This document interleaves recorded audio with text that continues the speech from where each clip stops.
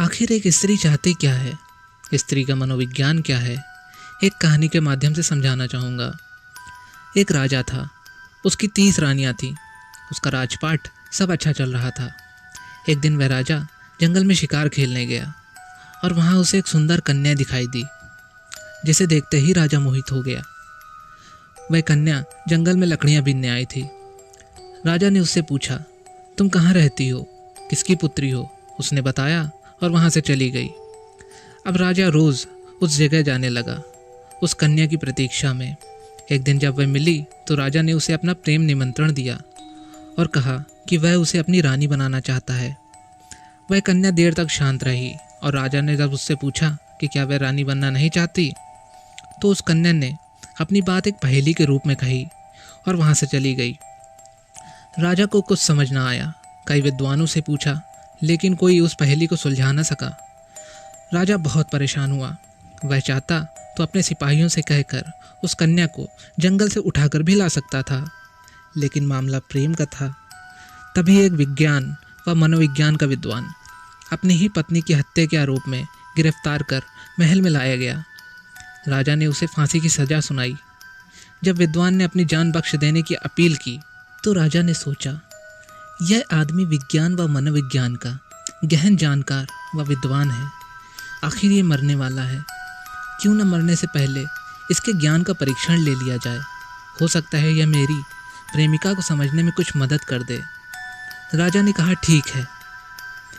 राजा ने कहा, बताओ कि आखिर औरत चाहती क्या है? जान बख्श देंगे यदि सही उत्तर मिल जाए। विद्वान ने कहा, हुजूर, मोहलत मिले तो पता करके बता सकता हूँ। 1 साल की मोहलत मिल गई। बहुत घूमा, कहीं से भी संतोषजनक उत्तर नहीं मिला। आखिर में किसी ने कहा, दूर एक चुड़ैल रहती है, वही बता सकती है। वह चुड़ैल के पास गया और पूछा कि स्त्री चाहती क्या है। चुड़ैल ने कहा कि एक शर्त है, यदि तुम मुझसे शादी कर लो तो जवाब बताऊंगी। उसने सोच विचार किया, जान बचाने के लिए शादी की सहमति दे दी। शादी होने के बाद चुड़ैल ने कहा, चूँकि तुमने मेरी बात मान ली है तो मैंने तुम्हें खुश करने के लिए एक फ़ैसला किया है कि 12 घंटे मैं चुड़ैल और 12 घंटे खूबसूरत परी बन के रहूँगी। अब तुम ये बताओ कि दिन में चुड़ैल रहूँ या रात को। विद्वान वाकई बुद्धिमान था। उसने सोचा, यदि वह दिन में चुड़ैल हुई तो दिन नहीं कटेगा, रात में हुई तो रात नहीं कटेगी। अंततः वह बोला, जब तुम्हारा दिल करे परी बन जाना, जब दिल करे चुड़ैल बन जाना। यह बात सुनकर चुड़ैल ने प्रसन्न होकर कहा, क्योंकि तुमने मुझे अपनी मर्जी से जीने की छूट दी है, इसलिए मैं 24 घंटे हमेशा ही परी बन के रहूँगी। यही तुम्हारे प्रश्न का उत्तर है। स्त्री अपनी मर्जी का करना चाहती है। यदि स्त्री को अपने ढंग से जीने दोगे तो वह अपना सौंदर्य गुण आपके समक्ष रखेगी, वह परी बन के रहेगी, वरना चुड़ैल हो जाएगी। यही बात पुरुष पर भी लागू होती है। अपनी स्वतंत्रता से जिएगा तो देवता वरना राक्षस बन जाएगा। अतः मुद्दा स्त्री पुरुष का नहीं, जीवन का है। मुक्ति में आनंद, दिव्यता, सौंदर्य है और बंधन में दुख, संताप, क्रूरता है। प्रकृति ने स्त्री का निर्माण प्रेम बांटने के लिए किया। कहा जाए तो शायद गलत न होगा। आप में से शायद ही कोई होगा जिसे अपनी माँ से प्रेम न मिला हो।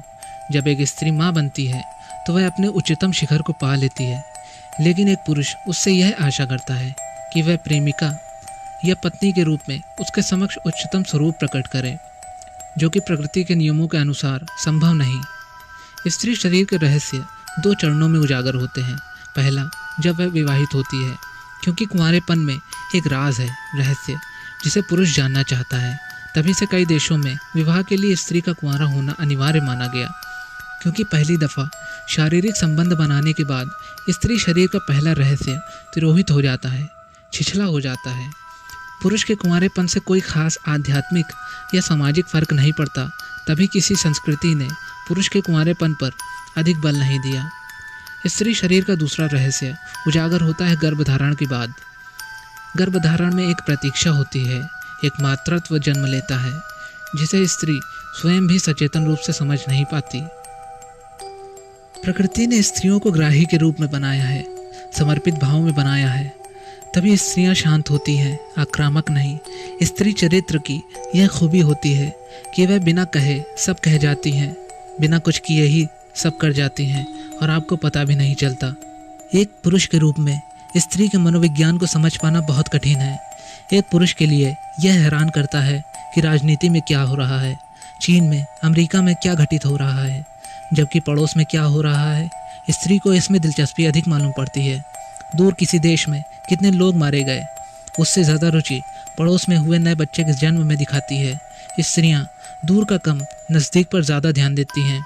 स्त्री जब किसी को प्रेम करती है तो वह आंखें बंद करके प्रेमी को देखती है, खो जाती है उसमें, जबकि पुरुष रोशनी में प्रेम करना चाहता है।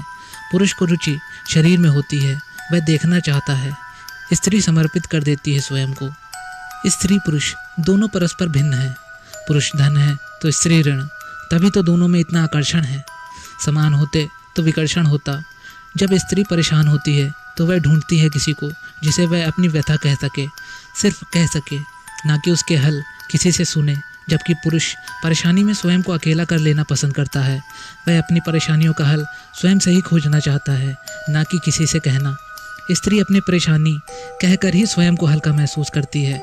शायद तभी से स्त्रियों पर पुरुषों द्वारा आरोप लगाए जाते हैं कि स्त्रियां ज़्यादा बोलती हैं। मोबाइल कंपनियों का ज़्यादातर मुनाफा स्त्रियों पर ही निर्भर करता है। जब प्रकृति 100 लड़कियों को पैदा करती है तो उन पर 116 लड़के पैदा करती है, क्योंकि किशोरावस्था तक पहुँचते पहुँचते 16 लड़के मर जाते हैं और अनुपात बराबर हो जाता है। ऐसा इसलिए क्योंकि लड़के लड़कियों की तुलना में कमज़ोर होते हैं। हमें यह भ्रम है कि पुरुष ज़्यादा शक्तिशाली है। पुरुष शारीरिक रूप से अधिक शक्तिशाली अवश्य है, लेकिन बाकी सभी रूपों में स्त्री ही शक्तिशाली है, क्योंकि नए जीवन को जन्म देने की क्षमता जिसमें हो वह कमज़ोर होगा तो वह इतना बड़ा कार्य नहीं कर सकेगा। स्त्रियां प्रतीक्षा करने में ज़्यादा योग्य होती हैं। गर्भधारण के समय 9 महीने शिशु के जन्म की प्रतीक्षा करना कोई आसान कार्य नहीं। पुरुष प्रतीक्षा करने में कुशल नहीं होते। पुरुष सभी चीज़ें अभी और यहीं चाहते हैं। स्त्रियां अपने प्रेमी की भी जितनी प्रतीक्षा कर सकती हैं उतना एक पुरुष नहीं कर सकता।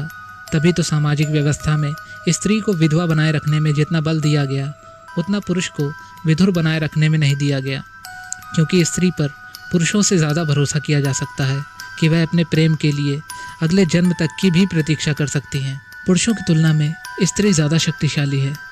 इसका एक उदाहरण यह है कि स्त्रियों की औसत उम्र पुरुषों से 5 वर्ष अधिक होती है। बच्चों को जन्म देने के बाद भी स्त्रियां पुरुषों से अधिक जीती हैं। स्त्रियां पुरुषों की तुलना में कम बीमार पड़ती हैं और स्त्रियों को जो भी रोग हैं वह पितृ समाज के कारण है, क्योंकि सामाजिक नियम पुरुषों के बनाए हुए हैं। उनमें स्त्रियों के मनोविज्ञान का खास ख्याल रखा नहीं गया। समाज में उन्हें बचपन से दबाया गया, हज़ारों वर्षों से दबाया जा रहा है। यह उनके शक्तिशाली होने का प्रमाण ही है। यदि समाज ने उन्हें न दबाया होता तो पितृसत्ता कब की खत्म हो गई होती। स्त्री शरीर में एक पूर्णता होती है जिससे वह शांत रहती हैं। जब एक कन्या शिशु का जन्म होता है तो जीवन में काम आने वाली सभी प्रक्रियाओं में ज़रूरी हार्मोन कोशिकाओं को साथ लेकर पैदा होती है। जैसे एक स्त्री के जीवन काल में उसके मासिक धर्म में जितने अंडे निकलेंगे वह सभी अंडों को लेकर पैदा होती है, जबकि पुरुष में सेक्स हार्मोन व वीर्य बाद में बनते हैं। माँ के गर्भ में जब गुणसूत्र XX के जोड़े होते हैं तो एक स्त्री का जन्म होता है, यानी पूर्णता।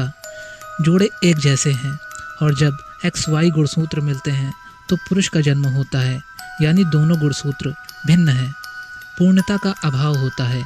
यही अपूर्णता पुरुष को जीवन भर दौड़ाती है, कभी धन के पीछे, कभी पद के पीछे, कभी किसी स्त्री के पीछे। वह पूर्ण होना चाहता है। एक बेचैनी जन्म से मरण तक साथ चलती है, लेकिन वह पूर्ण नहीं हो पाता। अब समय है इन आध्यात्मिक चिंतनों को वैज्ञानिक चिंतन में बदला जाए, इन पर प्रयोग किए जाएं, इनकी जांच की जाए, जिससे स्त्री पुरुष का मनोविज्ञान खुलकर लोगों के सामने आ सके और मानव जीवन को इसका लाभ मिल सके। और व्यर्थ की आपाधापी जिसमें लोग जीवन भर फंसे रहते हैं और मर जाते हैं, यह क्रम बदला जा सके, जिससे मनुष्य उचित लक्ष्य और उचित मार्ग की ओर अग्रसर हो सके। मनुष्य एक शांत व सरल जीवन जी सके, क्योंकि जीवन अपने में शांत व सरल है, हम ही उसे जटिल बना लेते हैं।